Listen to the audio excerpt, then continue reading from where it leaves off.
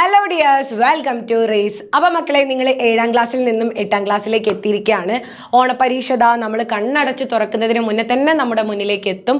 അപ്പോൾ അതിൽ നമുക്ക് മെയിനായിട്ട് ചോദ്യപേപ്പറിൽ നിങ്ങൾ കാണാൻ പോകുന്ന ചോദ്യം എന്ന് പറയുന്നത് 6 മാർക്കിന് ഉപന്യാസം, ആസ്വാദനക്കുറിപ്പ്, കഥാപാത്ര നിരൂപണങ്ങൾ തുടങ്ങിയിട്ടുള്ള ഭാഷാ വ്യവഹാര രൂപങ്ങളായിരിക്കും എൻ്റെ മക്കൾ കാണാൻ പോകുന്നത്. അപ്പോൾ നമ്മൾ എങ്ങനെയാണ് അതിന് ഉത്തരം എഴുതുക അല്ലെ? നമ്മൾ അതിന് ഇപ്പോഴേ ശ്രമിച്ചാൽ മാത്രമേ നമുക്ക് നന്നായിട്ട് അത് വർക്ക്ഔട്ട് ചെയ്ത് എക്സാമിൽ നല്ല മാർക്ക് വാങ്ങാൻ പറ്റൂ. ഇത് എത്ര മാർക്കിനാ ചോദിക്കുക?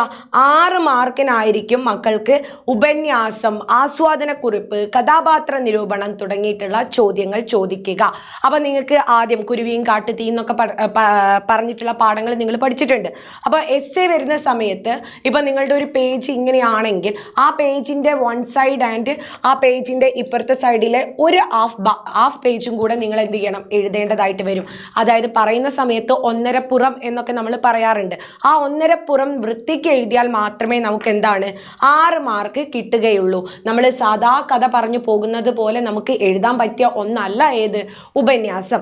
ഇനി നമ്മൾ പോകുന്നത് ഉപന്യാസം എങ്ങനെ എഴുതാം എന്നുള്ളതിലേക്കാണ്. ആദ്യമായിട്ടാണ് വീഡിയോ കാണുന്നതെങ്കിൽ ലൈക്ക് ചെയ്യാനും മാക്സിമം നിങ്ങളുടെ ഫ്രണ്ട്സിലേക്ക് ഷെയർ ചെയ്യാനും ചാനൽ സബ്സ്ക്രൈബ് ചെയ്യാനും മറന്നു പോകാതിരിക്കുക. അപ്പൊ നമുക്ക് എങ്ങനെ ഉപന്യാസം എഴുതാം എന്ന് നോക്കാം. അപ്പൊ നിങ്ങൾ നോക്കിയേ, ഉപന്യാസത്തിന് എന്ത് വേണം മക്കളെ? ആദ്യം നമുക്ക് വേണ്ട ഒരു കാര്യമാണ് എന്ത്? അതെ, തലക്കെട്ട് വേണം അല്ലെ? തലക്കെട്ട് വേണം. ഈ തലക്കെട്ട് എന്ന് പറയുന്നത് അനുയോജ്യവും ആകർഷകവുമായിരിക്കാൻ പ്രത്യേകം ശ്രദ്ധിക്കണം. ഇപ്പൊ ഒരു പ്രകൃതി നശീകരണത്തെ കുറിച്ചിട്ടാണെങ്കിൽ എന്താണ്? നല്ല നാളേക്കായി, അല്ലെങ്കിൽ എന്താ പറയാ, പ്രകൃതിയെ സംരക്ഷിക്കാം അല്ലെ, നമ്മുടെ ജീവൻ നിലനിർത്താനായി, ഇങ്ങനെയൊക്കെ പറഞ്ഞ് മനോഹരമായിട്ട് കുറച്ചുകൂടെ ആകർഷകമാക്കുന്ന രീതിക്ക് നിങ്ങൾ എന്ത് ചെയ്യണം? തലക്കെട്ടുകൾ കൊടുക്കുക. ഇപ്പൊ കഥാപാത്ര നിരൂപണമൊക്കെ എഴുതുന്ന സമയത്തും ആ കഥാപാത്രത്തിന്റെ പേര് തലക്കെട്ടിന് കൊടുക്കാൻ വേണ്ടിയിട്ട് നിങ്ങൾ മറന്നു പോകരുത്. അപ്പൊ 6 മാർക്കിന് ഉപന്യാസത്തിൽ നിങ്ങൾ ശ്രദ്ധിക്കേണ്ടത് എന്താണ്? തലക്കെട്ട് കൊടുക്കാനാണ്. തലക്കെട്ട് മാത്രം കൊടുത്താൽ 6 മാർക്ക് കിട്ടുമോ? ഇല്ല. അതിന് നമുക്ക് 1 മാർക്കാണ്. ബാക്കിയുള്ള 5 മാർക്ക് കിടക്കുന്നത് ഫസ്റ്റ് ഇൻട്രൊഡക്ഷൻ ആണ്, ആമുഖം. ഈ ആമുഖ ഭാഗത്ത്, അതായത് ഫസ്റ്റ് നമ്മൾ ഇനി അടുത്ത് ശ്രദ്ധിക്കേണ്ടത് ആമുഖമാണ്.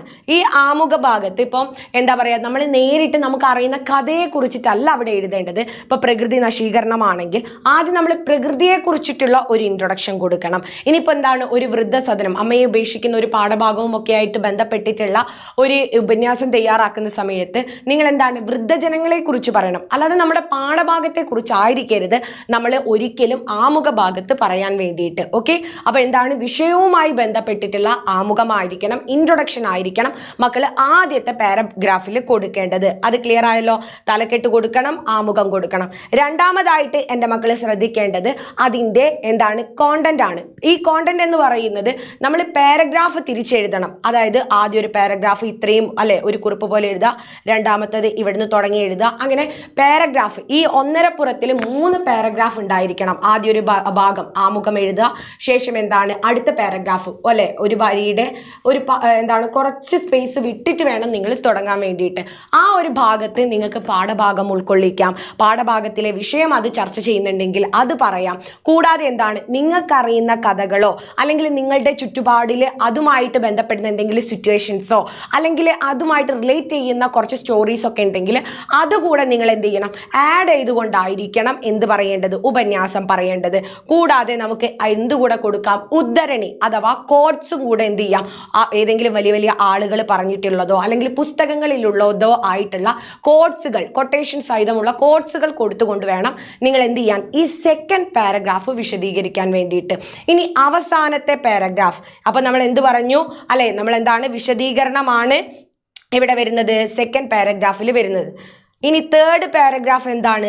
ഏറ്റവും അവസാനത്തെ പാരഗ്രാഫ്, അവസാനത്തെ ഭാഗത്തിൽ വരുന്നത് എന്ന് പറയുന്നത് ഉപസംഹാരമാണ്. എന്താണ്? ഉപസംഹാരം. ഈ ഉപസംഹാരം എന്ന് പറയുന്നത് കൺക്ലൂഷൻ ആണ്. അതായത് നമ്മൾ ഇത്രയും പറഞ്ഞില്ലേ, ഇപ്പോൾ ഒരു വിഷയം, അതായത് അത് മോശപ്പെട്ട ഒരു വിഷയമാണെങ്കിൽ അതിനെ നമ്മൾ നല്ല രീതിക്ക് കൊണ്ടുപോയിട്ട് അല്ലെ, എങ്കിൽ മാത്രമേ നാളെയെ നമുക്ക് എന്താണ് ശോഭനമാക്കാൻ പറ്റൂ എന്നൊക്കെ പറഞ്ഞുകൊണ്ട് നല്ലൊരു എന്താണ് മെസ്സേജ് കൺവേ ചെയ്യുന്ന രീതിക്കായിരിക്കണം എൻ്റെ മക്കള് കൺക്ലൂഷൻ കൊടുക്കുക. കൊടുക്കാൻ വേണ്ടിയിട്ട്. അല്ലെങ്കിൽ എന്താണ്, നമ്മൾ ഇത് ശ്രദ്ധിച്ചിട്ടില്ലെങ്കിൽ അത് നമ്മുടെ ഭാവിക്ക് ദോഷകരമായി മാറിയേക്കാം. അല്ലെങ്കിൽ ഇങ്ങനെ ചെയ്താൽ നമുക്ക് എന്ത് ചെയ്യാം, അല്ലെ നിങ്ങൾക്കൊരു മെസ്സേജ് കൊടുക്കാം, അല്ലെങ്കിൽ എന്താണ് നിങ്ങൾക്ക് അവിടെ എന്തെങ്കിലും ഒരു സൊല്യൂഷൻ കൊടുത്തുകൊണ്ട് നിങ്ങൾക്ക് അവസാനിപ്പിക്കാം.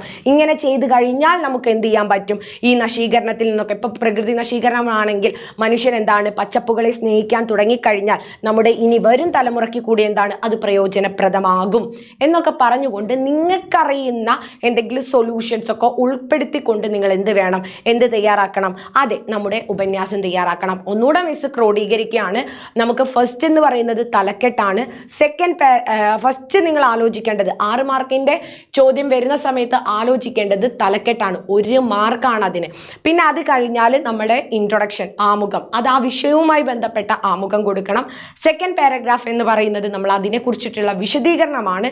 ആൻഡ് ലാസ്റ്റ് പാരഗ്രാഫ് എന്ന് പറയുന്നത് കൺക്ലൂഷൻ ആണ്. എന്താണ്, അതിനെ ഒന്ന് ക്രോഡീകരിച്ച് നമുക്ക് എന്തെങ്കിലും മെസ്സേജ് ഒക്കെ കൊടുക്കാനുണ്ടെങ്കിൽ കൊടുത്തുകൊണ്ടുള്ള പാരഗ്രാഫാണ് ലാസ്റ്റത്തേത്. ഇനി വേണമെങ്കിൽ നിങ്ങൾക്ക് എന്ത് ചെയ്യാം, ഈ സെക്കൻഡ് പാരഗ്രാഫ് എഴുതുന്നതോടൊപ്പം സബ് ഹെഡിങ്സ് കൊടുത്തുകൊണ്ട് നിങ്ങൾക്ക് വിശദീകരിക്കാവുന്നതാണ്.